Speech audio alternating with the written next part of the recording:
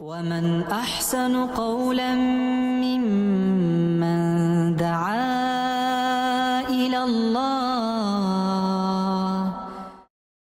سيدنا محمد وعلى آلہ واصحابہ اجمعین، اما بعد.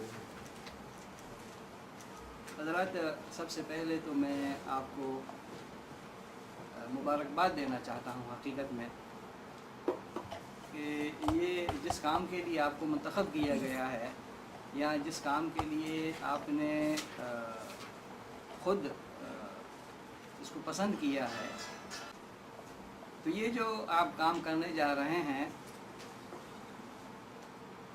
مدرسین، یہ دنیا کا سب سے اچھا کام ہے اور قرآن مجید اس کی گواہی دے رہا ہے. کیا دلیل ہے قرآن مجید سے؟ ومن احسن قولا ممن دعا الی اللہ. اس سے بہتر کسی کی بات ہو ہی نہیں سکتی جو اللہ کی طرف لوگوں کو بلائے.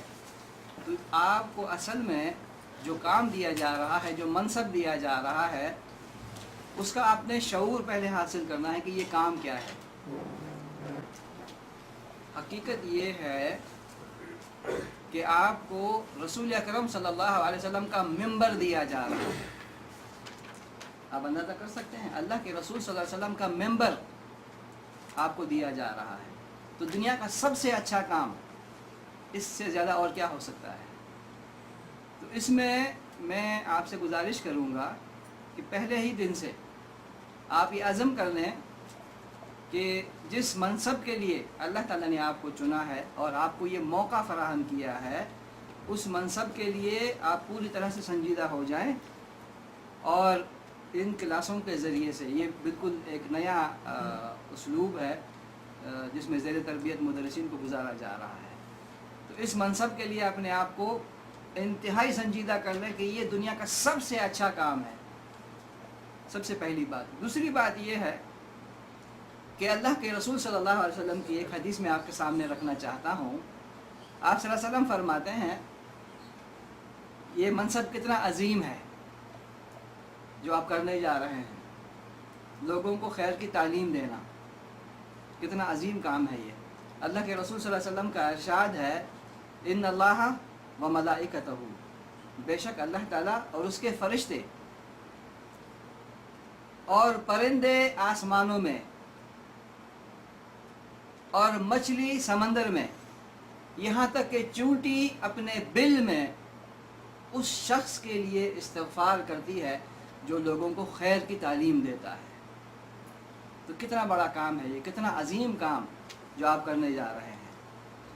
جو باتیں میں آپ کے سامنے رکھنے جا رہا ہوں 2 کلاسوں پر مبنی ہیں. آج کی کلاس میں ایک حصہ ہم کور کرنے کی کوشش کریں گے اور اس کا باقی حصہ اگلی کلاس میں، میرا خیال ہے اگلی جمعرات کو ہے نا، اگلی جمعرات کو اس کو باقی حصے کو کور کریں گے.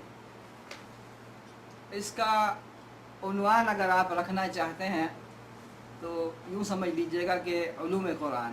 حالانکہ علوم قرآن کا جو لفظ ہے وہ بہت زیادہ وسیع ہے. علوم قرآن کے اندر بہت ساری چیزیں آتی ہیں، لیکن علوم قرآن میں سے بھی جو چیزیں میں آپ کو بتانے جا رہا ہوں ان کو علم الاصول کہا جاتا ہے. جو باتیں میں آپ کو بتانے جا رہا ہوں یہ آپ کو بہت مشکل سے کسی کتاب میں لکھی ہوئی ملیں گی. اسی لیے جو باتیں یہاں پر کہی جا رہی ہیں ان کو آپ نوٹ کرتے جائیں تاکہ یہ بات آپ کے ذہن میں محفوظ ہو جائے. تو جو چیزیں میں آپ کو آج سکھاؤں گا اور اگلی کلاس میں اس کا باقی حصہ ہوگا، اس کو کہتے ہیں علم الاصول. علم الاصول، اصول جو ہے اصل کی جمع ہے، اور اصل کا مطلب کیا ہے؟ اصل کا مطلب کیا ہے؟ جڑ، بنیاد. اصل کا مطلب ہے جڑ اور بنیاد. میں اس کی مثال دینا چاہتا ہوں آپ کو. دنیا میں جتنے بھی علوم ہیں، یعنی شرعی علوم کی بات میں کر رہا ہوں، ہر علم کی بنیادیں ہیں، ان کا اصول ہے، ان کے کچھ بنیادیں ہیں جن پر یہ علم کھڑا ہے. مثال کے طور پر شرعی علوم میں سب سے مشکل اور سب سے زیادہ وسیع اور پیچیدہ علم کون سا ہے؟ کسی کو معلوم ہے؟ ہاں؟ لا، یہ اب یہاں پر آواز آئی، فقہ، فقہ کا علم سب سے زیادہ پیچیدہ، سب سے زیادہ مشکل۔ علماء کرام نے اس کو کتابوں میں مدون کیا ہے، لیکن روز نئے مسئلے اٹھتے ہیں، روز۔ تو اس کو کسی ایک جگہ پر قید کر دینا، بند کر دینا، ہم کہیں کہ سارا علم فقہ اس کتاب میں موجود ہے، ناممکن سی بات ہے۔ روز نئی چیزیں پیدا ہوتی ہیں، ہر آنے والی صدی میں، ہر آنے والے جنریشن کے ساتھ نئی نئی چیزیں پیدا ہوتی ہیں۔ تو پھر ہم کیسے فیصلہ کریں؟ مثال کے طور پر آپ کو سمجھانے کے لیے بتا رہا ہوں، موجودہ دور میں انسانی اعضاء کی پیوند کاری، اسلام اس کو کس نظر سے دیکھتا ہے؟ کیا یہ جائز ہے یا ناجائز؟ آپ تلاش کریں، کسی کتاب میں نہیں ملے گا آپ کو۔ تو یہ ایک نیا مسئلہ ہے، تو اس پہ کیسے فیصلہ کیا جائے؟ لازماً کچھ بنیادیں ہونی چاہیے جن پر علم الفقہ کی عمارت کھڑی ہے۔ اور میں آپ کو صرف معلومات کے لیے بتانا چاہتا ہوں، علم الفقہ جو ہے اتنا پیچیدہ علم، اتنا وسیع علم، اس کو کسی کتاب میں آپ لکھتے چلے جائیں، اس کو آپ احاطہ نہیں کر سکتے۔ پورا علم الفقہ 5 بنیادوں پر کھڑا ہے، اندازہ کر سکتے ہیں؟ پورا علم الفقہ جو ہے وہ 5 بنیادوں پر کھڑا ہے۔ میں آپ کو مثال دینا چاہتا ہوں۔ ایک اس کو کہتے ہیں قواعد الکلیہ، 5 ہیں قواعد الکلیہ۔ قواعد الکلیہ کا مطلب کلی اور بنیادی قاعدے جو ہیں علم الفقہ کے۔ سب سے پہلا جو قاعدہ ہے اس کا وہ ہے الیقین لا یزال بالشک۔ اب یہ بورڈ مجھ سے دور ہے، ورنہ میں آپ کو لکھ کے دیتا۔ الیقین لا یزال بالشک، کیا مطلب ہے اس کا؟ اس کا مطلب ہے یقینی چیز کو شک کی بنیاد پر ختم نہیں کیا جا سکتا۔ یقینی چیز کو شک کی بنیاد پر ختم نہیں کیا جا سکتا۔ لکھ لیا آپ لوگوں نے؟ یقینی چیز کو شک کی بنیاد پر ختم نہیں کیا جا سکتا۔ اب یہ قاعدہ ہے، اب اس پہ ہم کوشش کریں گے صرف سمجھانے کے لیے آپ کو، تاکہ آپ کو معلوم ہو کہ ہم جو چیز پڑھنے جا رہے ہیں وہ کیا چیز ہے۔ مثال کے طور پر میں آپ کو بتانا چاہتا ہوں، ہم نے طواف کیا، میں طواف کر رہا ہوں، اب درمیان میں بھول گیا کہ یہ میرا چوتھا وہ چکر ہے یا 5واں ہے۔ کیسے فیصلہ کریں گے؟ کیوں؟ جو مائنڈ سیٹ آپ کا جس طرف جھکا ہوگا۔ نہیں، یہ نہیں ہے۔ 4 تو یقینی ہے نا، آپ کو 5ویں پہ شک ہے نا۔ الیقین لا یزال بالشک قاعدہ ہے، ایسا نہیں علل ٹب نہیں ہے کہ کوئی بھی چیز یقینی چیز جو ہے وہ 4 ہیں، اس کو شک کی بنیاد پر 5ویں چکر کے شک کی بنیاد پر ختم نہیں کیا جا سکتا، تو وہ 4 تو برقرار ہے نا بہرحال۔ چلیے میں ایک اور مثال دیتا ہوں آپ کو۔ حافظ صاحب گھر سے نکلے، صبح وضو کر کے نکلے تھے، دفتر میں گئے، مصروف ہو گئے دفتر کے کاموں میں۔ جب ظہر کی اذان ہوئی تو ان کو شک ہوا کہ یار میرا وضو ہے یا نہیں ہے۔ گھر سے وضو کر کے نکلا تھا، لیکن اب مجھے معلوم نہیں ہے کہ وضو ہے یا نہیں ہے۔ یہ حضرت نبی صاحب ہیں، یہ گھر سے نکلے تھے، وضو نہیں کیا تھا، دفتر کے کاموں میں مصروف ہو گئے، لیکن ان کا معمول ہے کہ درمیان میں وضو کر لیتے ہیں۔ جب ظہر کی اذان ہوئی تو ان کو شک ہو گیا، یار میں نے وضو کیا تھا یا نہیں کیا تھا۔ اب یہ 2 مسئلے ہیں، وضو کر کے نکلے تھے گھر سے، ظہر کی اذان پہ شک ہوا کہ کہیں وضو ٹوٹا تو نہیں تھا میرا۔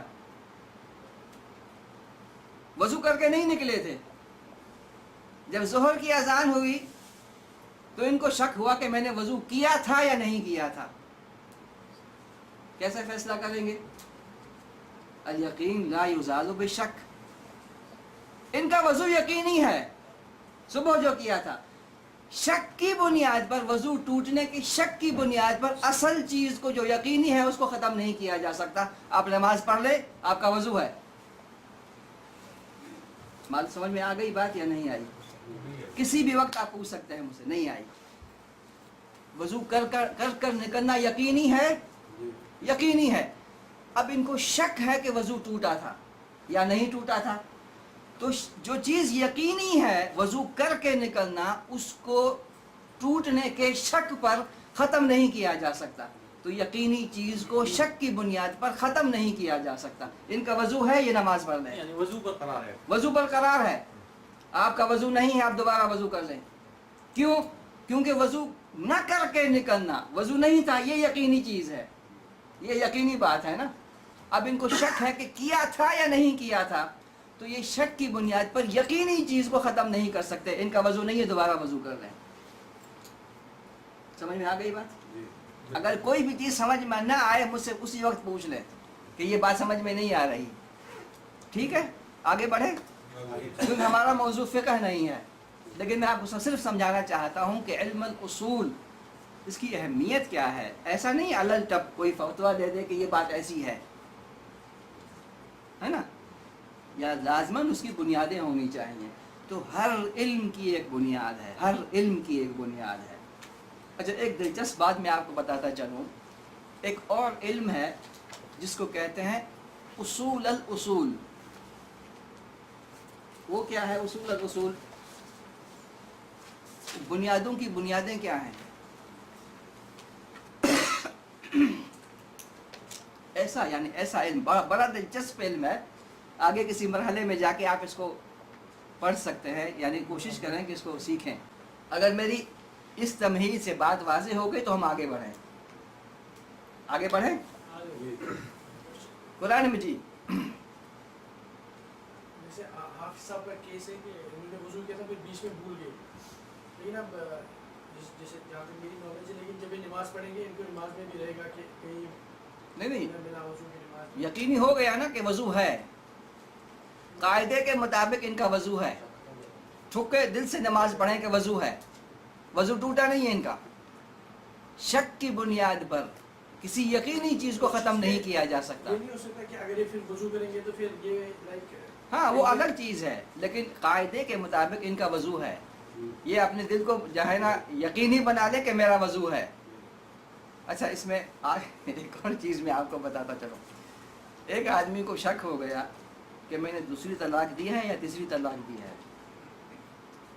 अच्छा, कायदे जो है ना वो, अच्छा ये ऐसा क्यों होता है कि फुक़हा के नज़दीक एक ही चीज़ बाज़ के नज़दीक हराम है, बाज़ के नज़दीक जायज़ है, बाज़ के नज़दीक हलाल है, बाज़ के नज़दीक क्यों है ऐसा? क्योंकि हर आदमी उस कायदे को अपनी नज़र से देखता है। एक आदमी को शक हो गया कि उसने बीवी को दूसरी तलाक दी है या तीसरी तलाक दी है।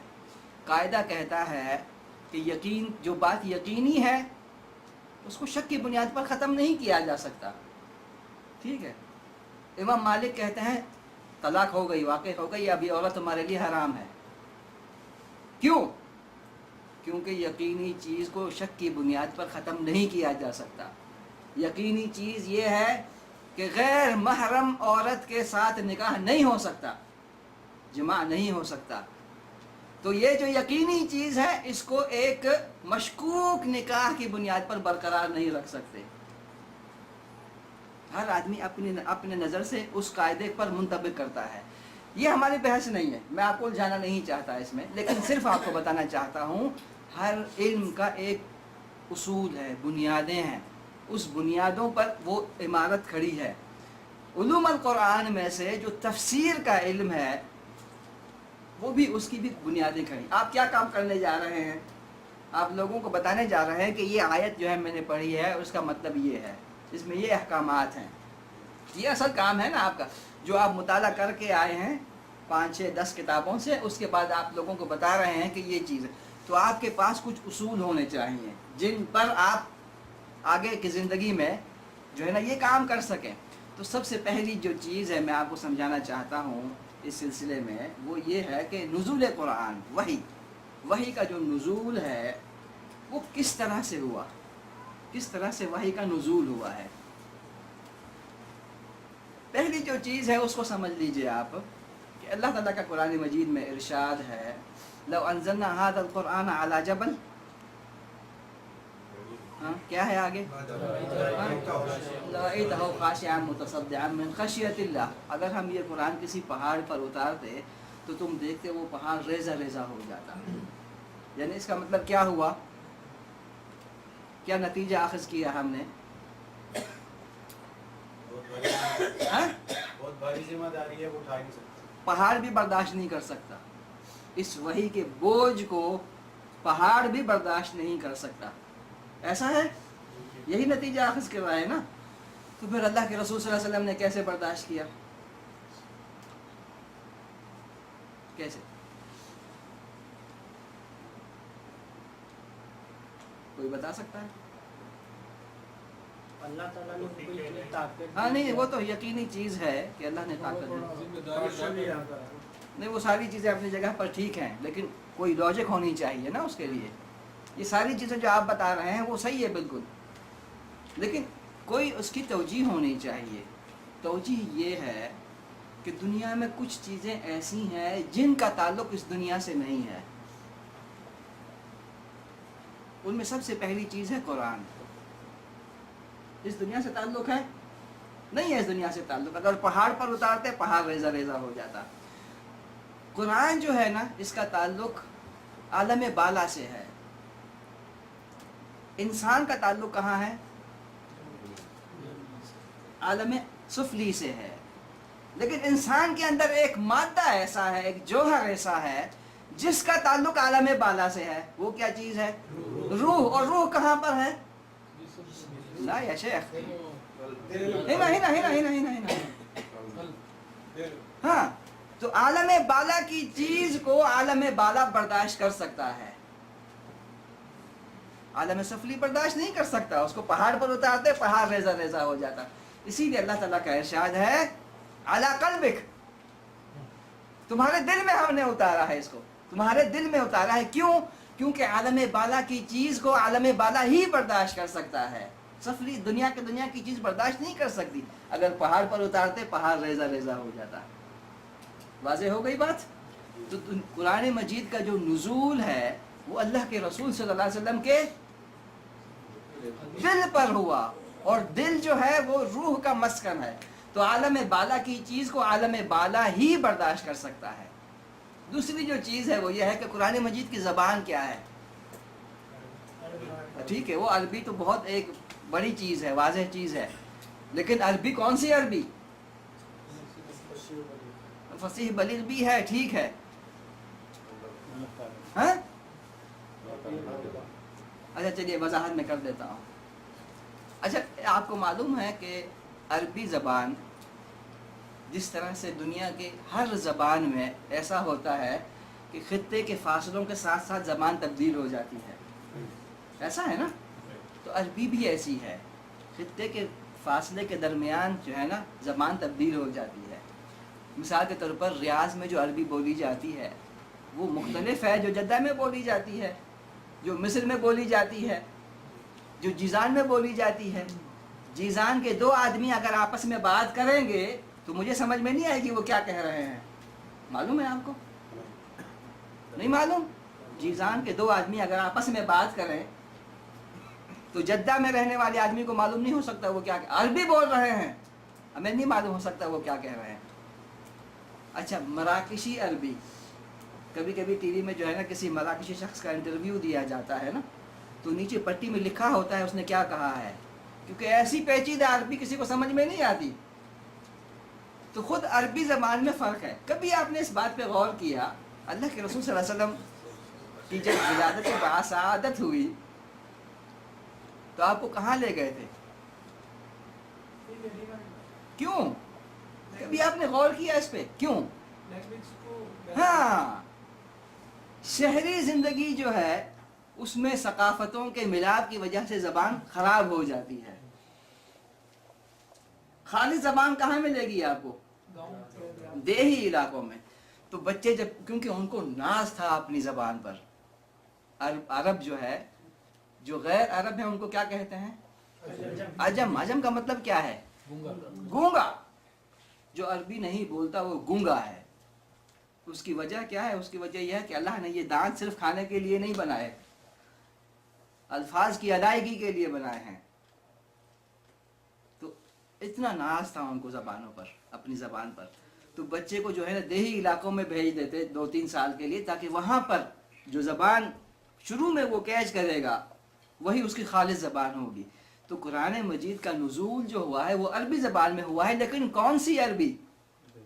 دیہی عربی، جو دیہ میں بولی جاتی ہے، جو خالص عربی ہے. تو قرآن مجید کا نزول ہوا تھا عربی زبان میں، لیکن کون سی عربی؟ دیہی عربی، جو خالص عربی ہے. خالص عربی، خالص زبان جو ہے وہ ہے دیہی علاقوں کی. اچھا جناب، یہ سب کو آپ کو معلوم ہے کہ اولین وحی کون سی ہے؟ سب کو معلوم ہے؟ جی ہاں. اور اولین وحی کا نزول کب ہوا تھا؟ غار حرا میں. کب؟ تاریخ رمضان المبارک کی کون سی رات کو؟ نہیں 27ویں نہیں، 27ویں 21ویں نہیں ہے، لیلۃ القدر. لیلۃ القدر. بس آگے مت جائیں، آگے جائیں گے پھنس جائیں گے، کیونکہ اللہ کا ارشاد ہے انا انزلناہ فی لیلۃ القدر. لیلۃ القدر کون سی ہے؟ ہاں، طاق راتوں میں سے کوئی ایک رات ہے، ہمیں نہیں معلوم کون سی ہے. تو آگے جائیں گے تو پھنس جائیں گے. اولین وحی کا نزول ہوا تھا لیلۃ القدر میں، جیسا کہ اللہ تعالیٰ کا ارشاد ہے انا انزلناہ فی لیلۃ القدر. ٹھیک ہے.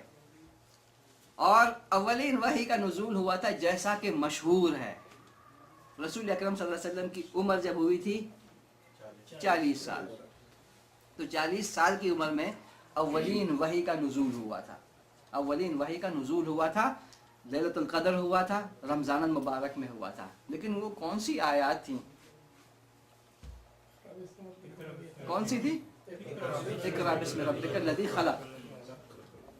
ابتدائی 5 آیات جو ہیں وہ ہوئی تھی. اگر آپ بخاری میں جائیں گے تو بخاری میں ایک روایت آپ کو ملے گی. وہ روایت میں آپ کے سامنے رکھنے جا رہا ہوں.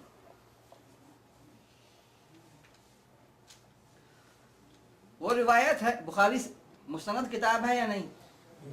مستند ہے یا نہیں؟ قرآن مجید کے بعد سب سے مستند کتاب بخاری ہے. بخاری کی روایت ہے کہ اولین وحی جو ہے جو رسول اکرم صلی اللہ علیہ وسلم پر نازل ہوئی وہ تھی یا ایھا المدثر. یا ایھا المدثر. اچھا، وہ واقعہ آپ کو یاد ہے جب اللہ کے رسول صلی اللہ علیہ وسلم گھر میں آئے اور فرمایا مجھے اڑاؤ مجھے اڑاؤ؟ وہ کب ہوا تھا واقعہ؟ پہلی وحی پر ہوا تھا. اچھا، اس کو تھوڑی سی سمجھنے کی ضرورت ہے. اولین وحی جو ہے، اولین، اس سے پہلے کوئی وحی فرشتہ نہیں اترا. وہ ہے اقرأ بسم ربک الذی خلق. وہ 5 آیتیں جو نازل ہوئی تھیں. اس کے بعد یہ واقعہ نہیں ہوا تھا زملونی زملونی دثرونی دثرونی کا. اس کے بعد وحی کا نزول منقطع ہو گیا ایک عرصے تک. اس کے بعد جو فرشتہ نازل ہوا تو یا ایھا المدثر والی آیات لے کر نازل ہوا. تو دونوں روایتیں اپنی جگہ پر صحیح ہیں. جو روایت کہتی ہے کہ اولین وحی اقرا ہے، اور وہ روایت جو کہتی ہے اولین وحی یا ایھا المدثر ہے. کیسے؟ وہ اس طرح سے، اس بات کو نوٹ کر لیجیے. اللہ کے رسول صلی اللہ علیہ وسلم کو نبی بنایا گیا تھا اقرا کی آیات میں، اور اللہ کے رسول صلی اللہ علیہ وسلم کو رسالت دی گئی تھی یا ایھا المدثر. آگے کیا ہے؟ ہاں، اب یہ رسالت دی گئی ہے، ورنہ پہلی آیت میں کوئی رسالت نہیں ہے نا. کیا کرنا ہے؟ اقرأ بسم ربک الذی خلق خلق الانسان، کوئی بات نہیں ہے اس میں، کوئی حکم نہیں ہے. تو علماء کرام کہتے ہیں نبئ باقرأ، نبئ باقرأ، اقرا سے نبی بنائے گئے. وارسل بالمدثر، اور مدثر سے رسول بنائے گئے. تو یہ اولین، دونوں اولین ہیں، اس میں کوئی شک نہیں ہے. اچھا چلو، اب تک جو باتیں میں نے کی ہیں وہ سمجھ میں آ رہی ہیں؟ آگے بڑھیں. جی، ایک ہی آدمی کہہ رہا ہے بالکل بڑھیں. ایک سوال ہے. ہاں پوچھیں نا، سوال کریں گے تو مزہ آئے گا.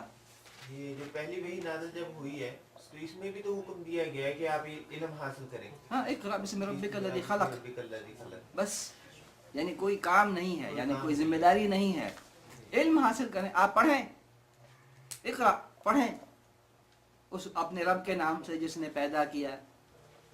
लेकिन यानी कि जो रसालत का जो फ़र्ज़ मनसबी है वो इसमें नहीं है कहीं पर भी। तो ये बात वाज़ेह होनी चाहिए, अव्वलीन वही नुज़ूल के एतबार से इक़रा है, उसमें अल्लाह के रसूल सल्लल्लाहु अलैहि वसल्लम को नबी बनाया गया था, और अव्वलीन वही रिसालत के हिसाब से अय्युहल मुद्दस्सिर है, जिसमें अल्लाह के रसूल सल्लल्लाहु अलैहि वसल्लम को रिसालत दी गई थी। रसूल और नबी में फ़र्क है या नहीं है? क्या फ़र्क है? हाँ, किताब और किताब नहीं, साहिब शरीयत और साहिब शरीयत नहीं, बलाग और बलाग नहीं। नबी ज़रूरी नहीं है कि दूसरे लोगों को तबलीग करे, ये ज़रूरी नहीं है नबी के लिए, मालूम है? रसूल के लिए तो काम है उसका, बल्लिग या अय्युहर रसूल बल्लिग। अच्छा जनाब, तो ये वाक़या हुआ ज़म्मिलूनी के वो इक़रा के बाद हुआ था। नहीं, दूसरे के बाद हुआ है, या अय्युहल मुद्दस्सिर कहा गया है ना, ए और लपेट कर सोने वाले, वो वाक़या हुआ था। फिर अच्छा जनाब, आपको एजेंडा मिला था जी। अब हम आते हैं एक और बहस की तरफ, और वो है नुज़ूल कुरान इब्तिदाई व सबबी। नुज़ूल कुरान इब्तिदाई और सबबी।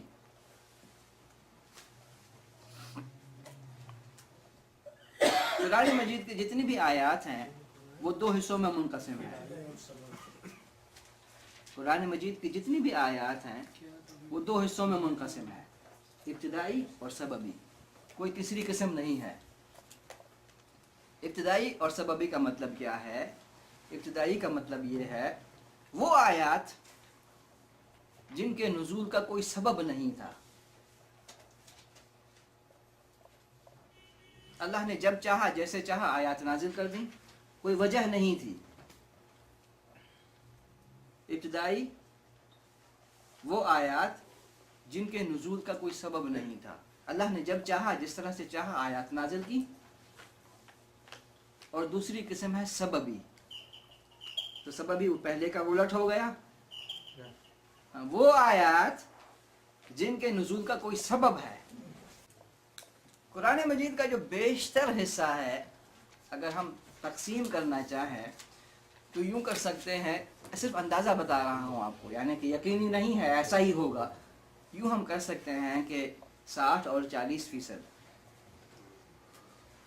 60% वो आयात हैं जो इब्तिदाई हैं, अल्लाह ने जब चाहा जैसा चाहा उसकी मर्ज़ी हुई आयात नाजिल कर दी।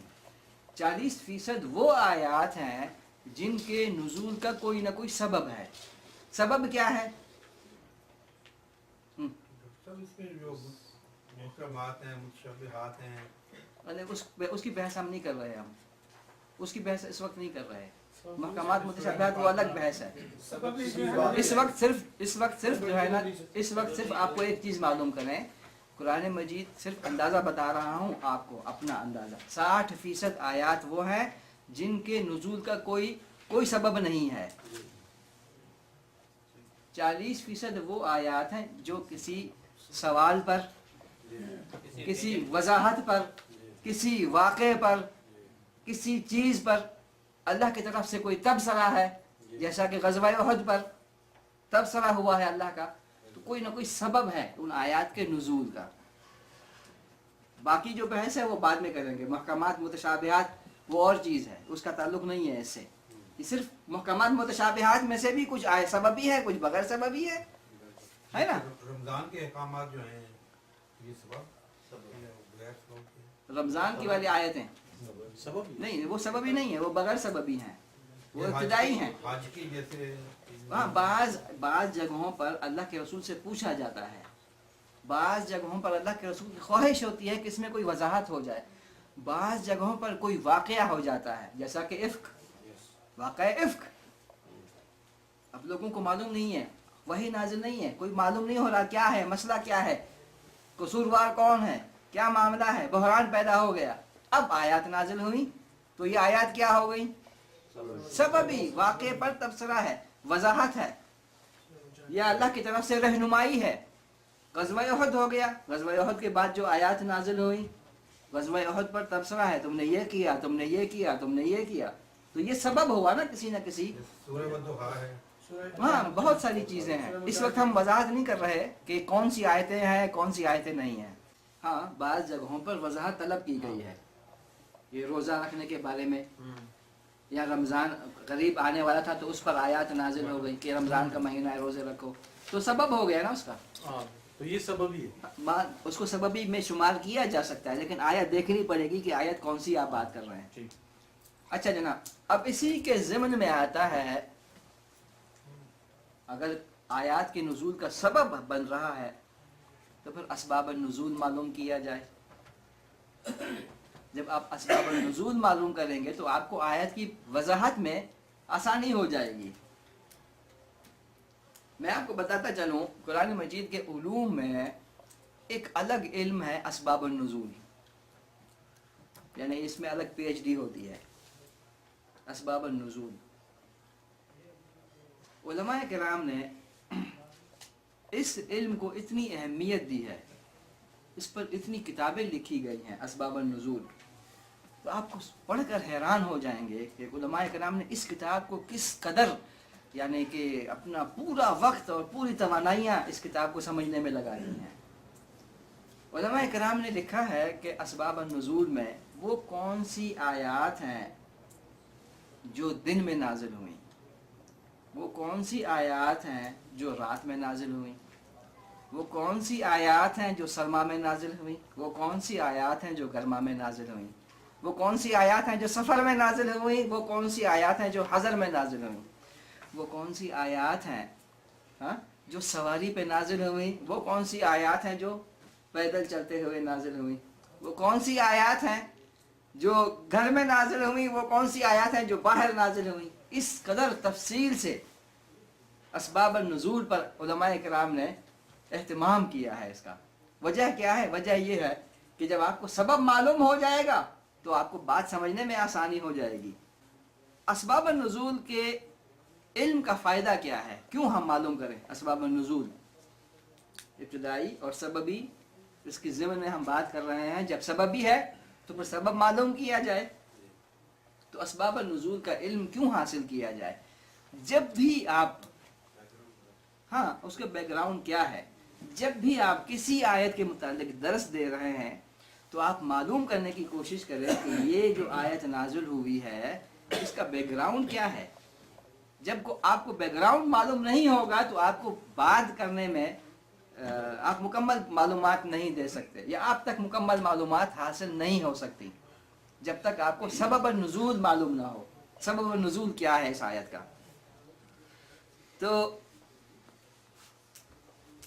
सबसे पहली जो फ़ायदा है इसका असबाब नुज़ूल मालूम करने का, वो ये है, आयत का मफ़हूम खुलकर आपके सामने आ जाएगा। पहला फ़ायदा तो ये होगा ना आपको, जब आयत आपके सामने आ जाएगी। जी शान नुज़ूल और सबब नुज़ूल, हाँ एक ही चीज़ है, एक ही चीज़ है। तफसीर हाँ जी हाँ, एक ही चीज़ है। मौलाना ने जो है ना इस पर ख़ास एहतमाम किया है। हर सूरत से पहले शान नुज़ूल उसका लिखा है, शान नुज़ूल क्या है, तो आपको अंदाज़ा हो जाएगा कि किन हालात में, किन वाक़यात में ये आयतें या ये सूरत नाज़िल हुई। ऐसा ही है ना। अगर आप शान नुज़ूल नहीं पढ़ेंगे तो आपको बैकग्राउंड इसका क्या है मालूम नहीं हो सकेगा।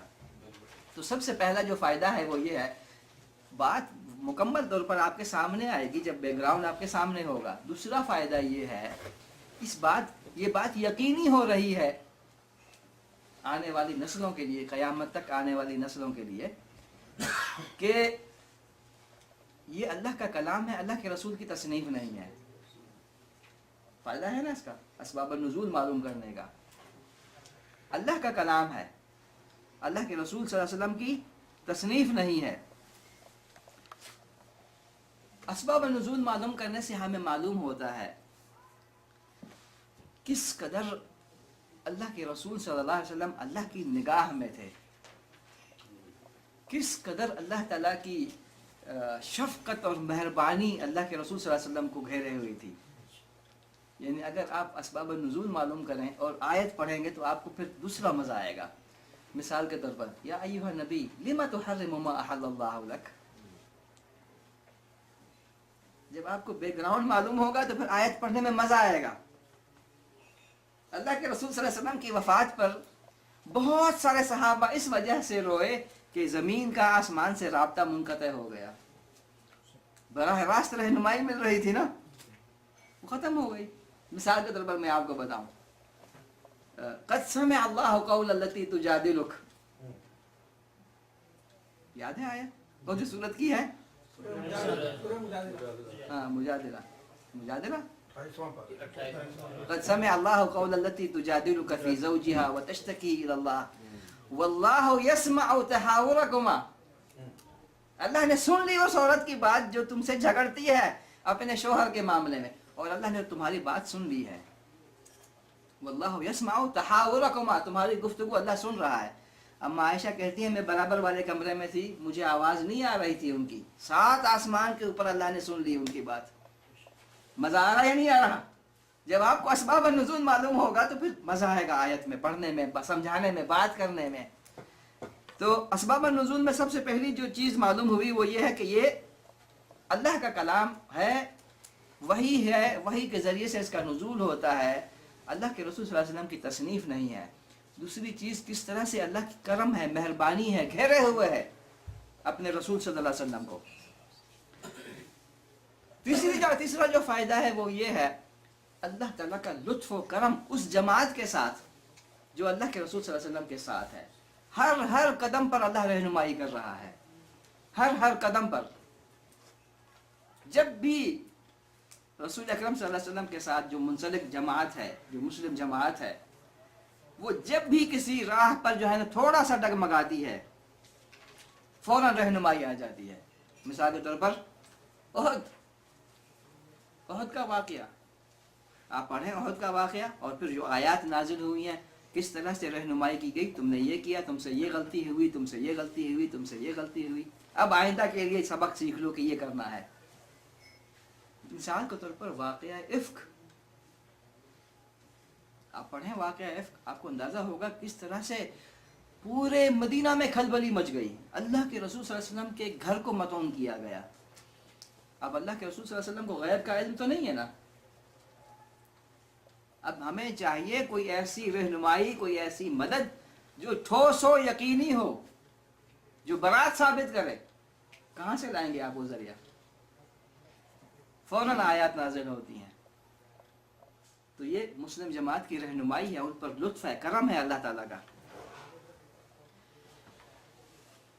آخری اور سب سے اہم چیز جو میں آپ کے سامنے رکھنے جا رہا ہوں اس کو آپ نوٹ کر لیجئے. جب تک آپ کو شان نزول یا سبب نزول معلوم نہیں ہوگا آپ کو آیت کا مفہوم سمجھ میں نہیں آئے گا. مثال دوں آپ کو ایک، ان الصفا والمروۃ من شعائر اللہ فمن حج البیت او اعتمر، آگے کیا ہے؟ فلا جناح علیہ ان یطوف بہما. اللہ تعالیٰ کا ارشاد ہے بے شک صفا اور مروہ اللہ کی نشانیوں میں سے ہے. ان الصفا والمروہ من شعائر اللہ فمن حج البیت او اعتمر، جو اس گھر کا حج کرے یا عمرہ کرے تو اس کو کیا کرنا ہے؟ اگر وہ سعی کرے صفا اور مروہ کے درمیان تو اس پر کوئی مواخذہ نہیں ہوگا. یہی ترجمہ ہے نا، فلا حرج فلا جناح علیہ ان یطوف بہما. صفا اور مروہ دو پہاڑوں کے درمیان اگر وہ آدمی سعی کرتا ہے، جو حج کرتا ہے یا عمرہ کرتا ہے یا اس گھر کا قصد کرتا ہے، اگر وہ ان دو پہاڑوں کے درمیان سعی کرتا ہے تو اس پر کوئی مواخذہ نہیں ہوگا. بات واضح ہے؟ بات واضح ہے؟ کیسے واضح ہے؟ کیسے؟ انٹینا کیچ نہیں کر رہا. چلیے میں دوسرے انداز سے سوال کرتا ہوں. لکھنا چھوڑ دیجئے فی الحال. مجھے بتائیے سعی جو ہے، سعی عمرے میں، عمرہ سعی کے بغیر ہو سکتا ہے؟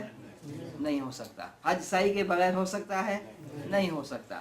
تو سعی جو ہے وہ حج اور عمرے میں کیا ہے؟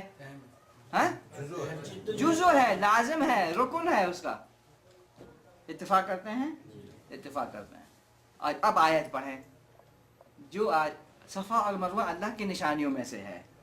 जो आदमी इस घर का कसद करे या हज करे, अगर वो आदमी इन दो पहाड़ों के दरमियान सई करता है तो उस पर कोई मुआवजा नहीं होगा। क्या मतलब है इसका? मुआवजे की क्या बात? हाँ? मुआवजे की क्या बात? इसमें ऑप्शनल बात की जा रही है। ऑप्शन दिया जा रहा है। ऑप्शन दिया जा रहा है। हाँ वो असल में जहालत में तो हाँ, एक मिनट सबर शेख, दकीका हबीबी, दकीका, अल्लाह खलीक, दकीका। पहले बात को समझें, उसके बाद मैं वजाहत करता हूँ। नहीं, तो इसको दूसरे सिनेरियो में देखें कि इसको करना है ये नहीं करना क्या है। कह हमने रही है? कहा कि ये करना है। इसके बगैर उम्रा नहीं है, इसके बगैर हज नहीं है। आयत पढ़ेंगे तो आयत में लिखा है अगर कोई आदमी इसके दरमियान सही करता है तो कोई मुआवजा नहीं होगा। मालिश माफी मुश्किल है, आयत पढ़ के ये मालूम मुआवजे होगा कि का तो अगर आप तर्जुमे नहीं भी नहीं। करें नहीं करेंगे तो कोई मसला नहीं है, करेंगे तो तुम पर हर्ज नहीं होगा, मुआवजा नहीं होगा तुम पर। दाम नहीं है, हाँ, यही मतलब यानी कि तुम पर कोई मुआवजा नहीं होगा, तुम्हारी कोई पकड़ नहीं होगी। अगर तुम करोगे, अगर तुम सही करोगे तो तुम पर कोई मुआवजा नहीं होगा। तो क्या मतलब हुआ? मतलब ये हुआ कि ऑप्शनल है, करो करो, ना करो ना करो। लेकिन हमें मालूम है कि सही के बगैर उम्रा नहीं है और सही के बगैर हज नहीं है, तो ये रुकन हुआ ना फिर। तो यहाँ पर कैसे कहा जा रहा है अगर तुम करोगे तो कोई मसला नहीं है? अब क्या इस आयत को समझने के लिए जरूरी है कि इसके बैकग्राउंड में जाएं, शान नुज़ूल की तरफ जाएं, वहां पर मालूम होगा कि इस आयत का मतलब क्या है। शान नुज़ूल पे जब जाएंगे तो आपको मालूम होगा कि सफ़ा और मरवा दो पहाड़ हैं। इन दो पहाड़ों पर कुरैश ने दो बड़े बड़े बुत रखे हुए थे और उनकी साई करते थे, उन बुतों की साई करते थे। जब इस्लाम आया तो बुतों को तोड़ दिया, लेकिन निशानी बाकी है कि ये वो जगह है जहां पर बुतों के दरमियान साई की जाती थी। अब सहाबा किराम जब आए हज करने के लिए तो उन्होंने कहा हम कैसे साई करें, यहाँ पर दो बुत रखे हुए थे। तो हरज महसूस हुआ, है ना। अब अल्लाह ने फरमाया सफ़ा और मरवा अल्लाह की निशानियों में से। इन्होंने कम बख्तों ने बुत रखे थे, लेकिन असल में तो ये अल्लाह की निशानियां है ना, मिन शाइरिल्लाह। जो आदमी इसका हज करे, इस घर का हज करे या इसका कसद करेगा तो उस पर कोई मुआवजा नहीं होगा अगर इन दो पहाड़ों के दरमियान साई करे, क्योंकि इसमें बुत रखे हुए थे। वाज़े हो गई आयत। शान नुज़ूल के बगैर क्या मालूम हो रहा है कि ऑप्शन है। ऑप्शनल है, लेकिन जब आप शान नुज़ूल पढ़ेंगे तो मालूम होगा कि अच्छा ये मसला था। शान नुज़ूल के इल्म का फायदा क्या हुआ? यही फायदा हुआ ना। हाँ, आपको वाज़े हो जाएगा कि ये आयत, इसका बैकग्राउंड क्या है, मफ़हूम असल में क्या है। उसके बगैर आप उस आयत को नहीं समझ सकते। जैसे कि मैंने आपको सबसे बड़ी मिसाल दी है। वाज़े हो गया? आगे बढ़े। आगे जो हमारे जो बहस है वो है उमूमी लफ्ज़ और खुसूसी सबब। उमूमी लफ्ज़ और खुसूसी सबब। उमूमी लफ्ज़ और खुसूसी सबब का मतलब क्या है? उमूमी लफ्ज़ और खुसूसी सबब का मतलब ये है जो आयत किसी ख़ास वाक़े की वजह से नाजिल हुई, जिनको हमने सबबी कहा है, जिनको हमने सबबी कहा है। किसी ख़ास मौके पर अल्लाह ने किसी मामले में रहनुमाई की है, ठीक है, वो आयत सबबी हैं, सबब है, ख़ास सबब है उसका। अब कोई आदमी ये ना कहे यार ये जो आयत तुम कह रहे हो ना, ये तो खास उस मौके पर नाजिल हुई थी जो फला फला वाकया हुआ था, तुम आज इसको मुझ पर मुंतबिक कर रहे हो। मेरे लिए नहीं है, ये आयत तो उसके लिए है जो वहां पर 1400 साल पहले फला वाक़े पर तबसरे के तौर पर उतरी थी। कह सकते हैं या नहीं कह सकते? हाँ, कहते भी हैं, आज भी कहते हैं, पूरा पाकिस्तान कहता है। کوئی بھی آیت کسی کے سامنے رکھیں گے تو وہ کہے گا اچھا یہ تو فلاں فلاں فلاں موقع پر فلاں کے لیے اتری تھی. کیا بات کر رہے ہو یار, اس کا خاص بیک گراؤنڈ ہے. آج اس معاشرے میں کیسے تم مجھ پر کہہ رہے ہو؟ ایسا ہی ہے نا. تو قرآن مجید کے اصول ہے, ایک قاعدہ ہے, وہ کیا ہے؟ وہ یہ ہے کہ لفظ عام ہوتا ہے, سبب اس کا خاص ہوتا ہے. خاص سبب کی وجہ سے اس کے عمومی اطلاق کو ختم نہیں کیا جا سکتا. کیسے؟ کہ اس طرح سے کہ آیت تو اتری تھی کسی خاص موقع کے لیے, لیکن اس کا لفظ جو ہے نا وہ قیامت تک کے لیے عام ہے, وہ قیامت تک کے لیے عام ہے. واضح ہو گئی بات؟ آیات خاص سبب کی وجہ سے نازل ہوئی, لیکن لفظ جو ہے وہ قیامت تک کے لیے آنے والے مسلمانوں کے لیے ہر آدمی پر منطبق ہوگا. کوئی آدمی یہ نہیں کہہ سکتا کہ بھئی یہ فلاں آدمی پر اتری تھی یا فلاں موقع پر اتری تھی. جی جیسے وہ ہے کہ نماز کے قریب نہ جاؤ جب تم نشے کی حالت. مثال کے طور پر بتا رہا ہوں. اب اس کا مطلب یہ کہ اس وقت جو نشے کی لت زیادہ تھی. ہاں جی ہاں ہاں, یعنی کہ اس میں جو ہے نا کوئی کسی بھی آیت کے متعلق کوئی آدمی یہ نہیں کہہ سکتا کہ یہ اس موقع کے لیے تھی. تم آیت کو سمجھ نہیں رہے بھائی, پہلے دیکھو اس کا سبب نزول کیا ہے. اچھا سبب نزول معلوم کر لیا تو پھر تم کیسے کہہ رہے ہو کہ یہ میرے لیے ہے؟ یہ تو اس آدمی کے لیے تھی, یہ اس موقع پر نازل ہوئی تھی. تو قاعدہ کیا ہے؟ قاعدہ یہ ہے لفظ عمومی ہوتا ہے, سبب خصوصی ہوتا ہے. عمومی کا مطلب کیا ہے؟ عام ہوتا ہے سب کے لیے. واقعہ کسی خاص وجہ سے ہوا اور آیت اتری تھی اس خاص سبب کے لیے, لیکن اس کا اطلاق عام ہے, قیامت تک کے لیے ہے. واضح ہو گئی بات؟ یہ حکم العام کے ہیں. ہاں حکم العام. ہاں, حکم العام سب کے لیے ہے, سب کے لیے ہے, سب کے لیے ہے. مثال کے طور پر حافظ صاحب دیر سے آتے ہیں دفتر میں. اب میں حافظ صاحب سے کہہ رہا ہوں بھائی آئندہ اگر آپ دیر سے آئے تو میں آپ کے ہر گھنٹے پر 100 ریال کاٹوں گا. تو یہ خاص موقع پر خاص آدمی کی بات ہو رہی ہے. لیکن اگر آپ بھی آئیں گے تو آپ کے بھی کاٹوں گا, آپ آئے تو آپ کے بھی کاٹوں گا. واضح ہو گئی بات؟ سبب خاص ہے, لفظ عام ہے سب کے لیے. کوئی بھی آدمی دیر سے آئے گا, 1 گھنٹہ دیر سے آئیں گے, 1 گھنٹہ 100 ریال کاٹوں گا. لیکن میں نے بات کی تھی حافظ صاحب سے, لیکن آپ یہ نہیں کہہ سکتے کہ بھئی آپ نے مجھ سے کب کہا تھا, آپ نے تو حافظ صاحب سے کہا تھا. نہیں, حافظ صاحب سے بات ہوئی تھی, یہ واقعے کے سبب بنے, لیکن سبب خاص ہے, لفظ عام ہے سب کے لیے. واضح ہو گئی مثال؟ واضح ہو گئی یا نہیں؟ ہو گئی.